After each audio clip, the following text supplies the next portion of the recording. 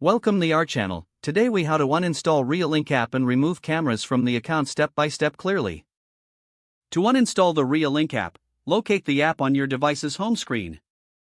Press and hold the Reolink app icon until a menu appears. Select the option to uninstall the app. Confirm the action when prompted to remove the app from your device. Now, let's remove the cameras from your Reolink account. Open the Reolink app on your device. Log in with your account credentials if prompted. Navigate to the device section within the app. Select the camera you wish to remove from your account. Tap on the settings icon, usually represented by a gear symbol. Scroll down to find the Delete Device option. Confirm the deletion when prompted. Repeat the process for any additional cameras you want to remove. Once all cameras are removed, log out of your Reolink account if necessary. After logging out, the cameras will no longer be associated with your account.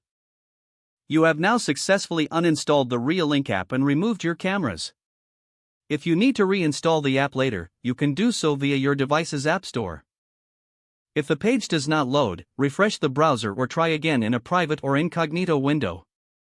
Make sure you are using the correct email address, then retype it carefully to avoid small typos. If your password is not accepted, use the reset option and create a new strong password you can remember. Check your spam folder for verification or security emails, then complete any requested confirmation steps. Enable two-factor authentication if available to improve account security and reduce unauthorized access risk. After signing in, review your profile details so your contact information and settings are accurate and current. If you see an error message, note it down and try again after restarting your device and internet connection. Log out when you finish, especially on shared devices, to keep your account and payment information secure. If the page does not load, refresh the browser or try again in a private or incognito window. Make sure you are using the correct email address, then retype it carefully to avoid small typos.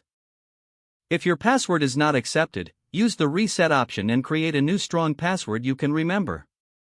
Don't forget to like this video and subscribe to our channel for more step-by-step tech guides.